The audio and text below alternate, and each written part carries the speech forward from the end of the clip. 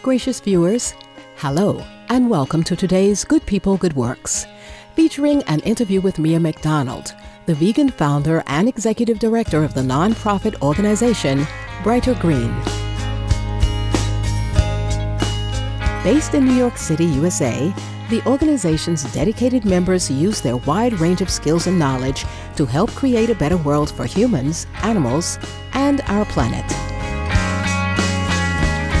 Brighter Green is a public policy action tank, and it was established to look at issues of environment, animals, and sustainability, bring those together, transform public policy and dialogue about those issues globally and locally, with a particular focus on issues of equity and rights. So when I say public policy, I mean government policies. I also mean the way society views certain issues.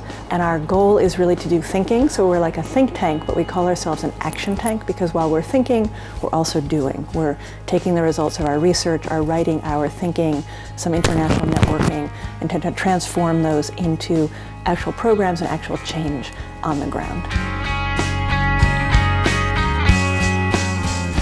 Ms. MacDonald has long been committed to animal advocacy and environmentalism, having worked as a consultant to organizations such as the World Wildlife Fund, or WWF, Save the Children, the Sierra Club, and several United Nations agencies. My background is in public policy and actually international public policy. And what I would find is I would go to environmental conferences or conferences focused more on gender or human rights, and I really wouldn't see any attention to the set of issues Brighter Green is trying to work on, issues of this growth of intensive animal agriculture and what that really means and the real downsides of that. So I felt like I wanted to work on those issues in a more structured way.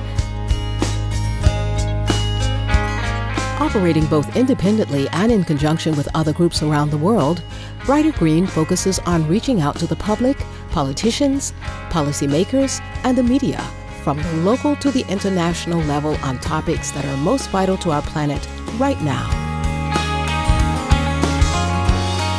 So how we try to work to get it out there. One way is by doing a lot of research, so we feel like we have the facts at our hands. The other is by networking, to liaise with groups in different countries who are interested in this set of issues. They might care about water pollution and see that factory farms are very heavily polluting water resources in countries. So we try to make alliances, and then we basically try to share our research with key people, both inside governments, in policy institutions, of which there are a growing number around the world, and with global civil society, of which it seems like your work is part of that as well, where there are people who care about the state of the planet, care about the future of the planet, and are really trying to work to change conditions in their local communities, but also within governments. So just for one concrete example, I attended the Copenhagen climate change talks, and so there I spoke on a panel that looked at issues of climate change, livelihoods, and livestock. So again, I was trying to bring the livestock sector into a broader framework of climate and livelihoods. On the panel was Wangari Maathai, the 2004 Nobel Peace Prize laureate, and actually Brighter Green co-sponsored that panel with the Greenbelt movement. So the room was packed, and it was, a great effort to try to share this work and try to show the context of why it really is important to climate. So I'd say that's one concrete example. We're also doing some documentation work, and again in Copenhagen showed a film that we're making about intensive animal agriculture in China. So again, another way of trying to engage both individuals, people with organizations, as well as, if we can, people in leading positions.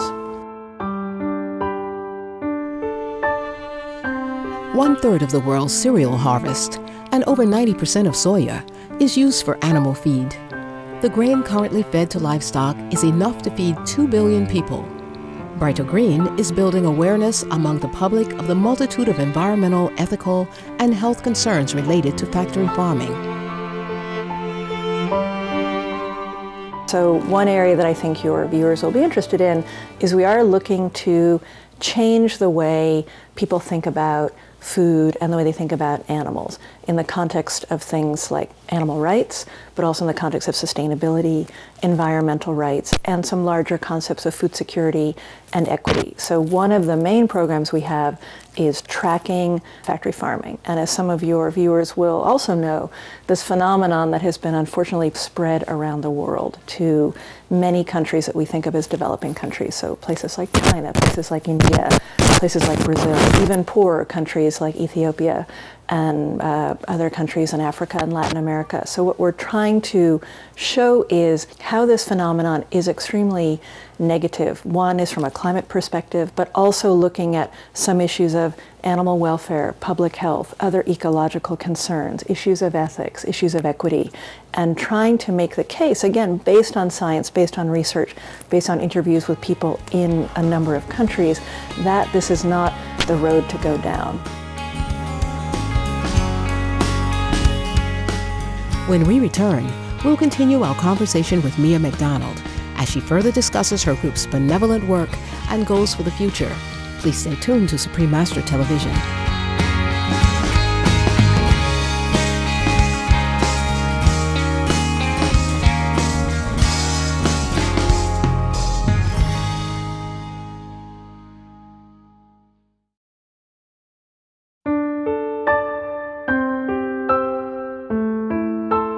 I think that there is a movement around the world saying that industrial agriculture, whether for animals or plants, is simply not sustainable. I think there are a lot of alliances being built around people who care about the environment, climate, small farmers, organic agriculture. So that actually, I would say, is a very positive trend.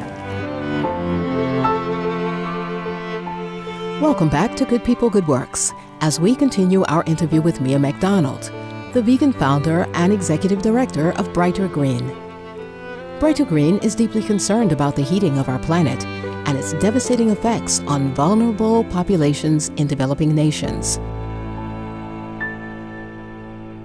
What's also happening there is a lot of interest in issues of indigenous rights, indigenous voices on issues of climate change, but there are not a lot of women involved in those dialogues. Many of the people are men.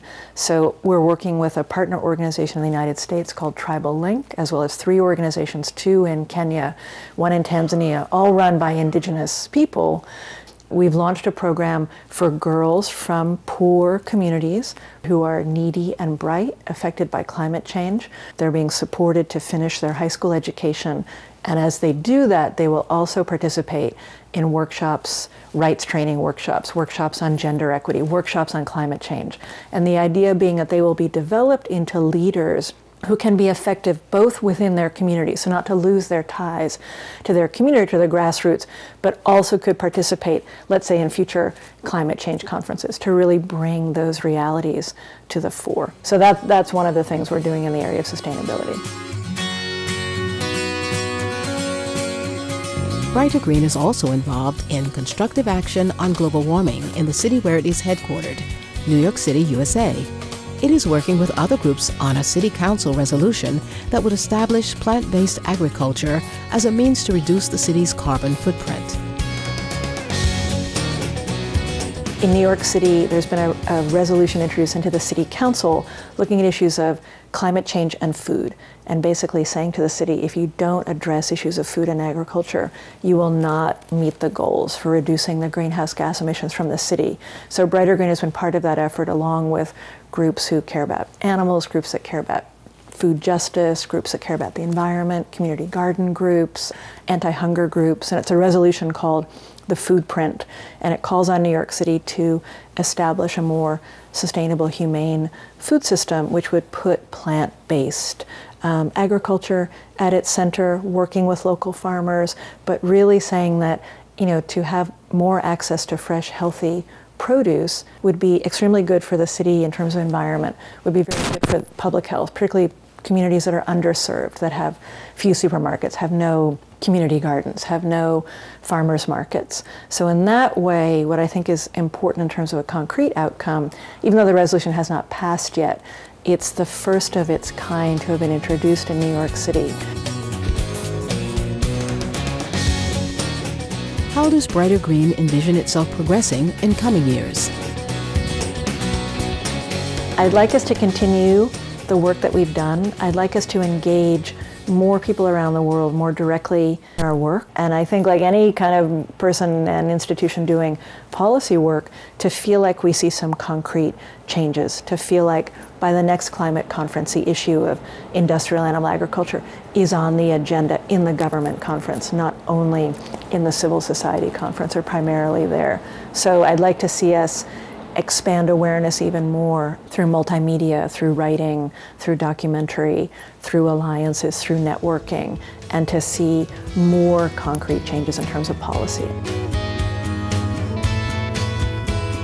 In closing, Mia MacDonald shares her thoughts on people across the globe working together to take our world to a higher level. I'd just say I'm really impressed with the work going on at Supreme Master TV and the other efforts, and I saw many people from the group in Copenhagen and was very impressed with their resilience and stamina. I think that we live in a very interesting time, and I think there's a lot to do, a lot to learn, a lot to share. So even though there are some days when I'm quite pessimistic when I look at some of these global trends, I'm also quite hopeful that there's time to turn things around. So I would say I appreciate the work and hope to continue doing my part of it through Brighter Green.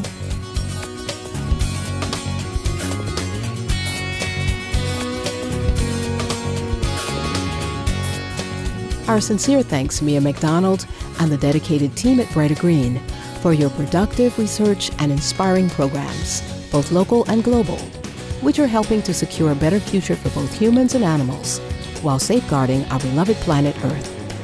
We wish you all the best in your future endeavors. For more details on Brighter Green, please visit www.brightergreen.org. Benevolent viewers, we appreciate your company today on Good People, Good Works. Next is the world around us, coming up after noteworthy news. May the divine light of heaven shine on all of Earth's precious co-inhabitants.